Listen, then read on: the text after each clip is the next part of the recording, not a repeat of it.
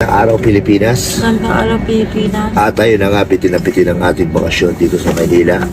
Dahil naabutan na tayo ng ating due date, ng ating ticket, pauwi. At tayo na nga, sayang hindi tayo nagkaroon ng schedule o pagkakataon kay Ma'am Guard, no? Kung nag-viral yung video niya marami sanang nag-aabang kung anong gagawin natin kung ano yung plano ng picnic kay Ma'am Guard. Sabihin ko na yung plano niya, no? Sabihin mo pala naman. Sabihin mo. Sabihin ko na. Ililibre niya sana na, i-blowout niya sana sa Soler. Yun sa kailan yung ganda, no? Pakita mo, Mick. Diyan sana. Diyan sana. Ang nangyari, minessage niya. Ito yung mga pinag-usapan nila. Nag-usap na kami, guys. At tayo na ito pinilit namin sana na na ma-contact pa rin siya. Kaso alas 12 yung naging free time namin kasi bumaba kami dito. Siyempre may mga nag-invite din sa atin at nag-show, pumunta tayo sa bar at kung saan, no? Nabigyan tayo ng free time.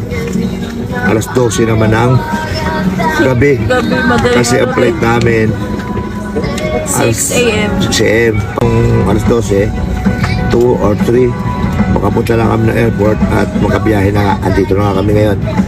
Nagpapasalamat po kami sa lahat ng nakasubaybay, nakasuporta at sana'y makauwi po kami na ligtas bitin man ng biyahe at thank you kay Lord at nabigyan niya kami ng pagkakataon na makababa ulit dito sa Maynila. At napakasaya, napakaraming happenings na nangyari, no? Marami pa naman pagkakataon na iba, no? Kaya lang, kailangan natin makauwi na Palawan kasi magpapasok ka na po in back to back yung ticket namin. ayun na nga, schooling na. Back to school na si Mick. Gusto rin namin na maikain si Ma'am Guard ng kinabukasan, matreat siya.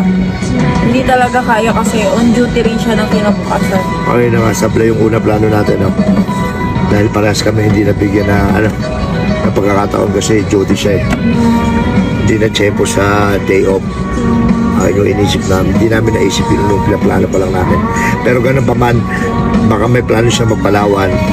Trade tayo sa Palawan, no? Sana mabigyan siya ng leave ng kanyang bossing. Shoutout sa mga bilis, dumating kagad tayo dito saan? Puerto Princesa Airport. Alright, at tayo na nga. Guys, kapagod talaga sa biyahe. Pagod sa biyahe. Okay lang, kasi sulit na sulit sa Manila. Sulit na sulit at tayo na nga. Marami pa sana tayo pupuntahan kung saan kami nakatira. Kung saan kami natulog noon sa kalsada, sa Binondo. Yeah. Yung mga nangyari, yung mga suki ng mama niya sa basura, yung nagbibigay sa mama niya ng ulam araw-araw. At kung kanino kumukuha ng buwan na mano, magtapon ng basura si Miklik para makapasok siya sa school. Hindi natin napuntahan pa yon kasi kinapos tayo sa natin? Sa time natin, sa araw natin. Sabay yung plano natin, no? Pero sana itong parating na December, magawa natin lahat yun. At may paliwanag natin kung sino talaga tayo dito sa mundo bago tayo pumasok dito sa larangan ng Vlog. Showbiz. Tayo na lang, napahaba na nga ang aming drama. Ano di? Ano?